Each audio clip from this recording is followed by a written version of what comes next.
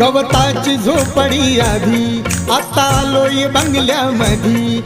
गवताची झोपडी आधी, आता आलोय बंगल्यामधी. नव्हती मिळत गोधडी साधी, आता झोपाय मऊ मऊ गादी. फ्रीज, टीव्ही आणि कूलर सार घरात आलंय ग.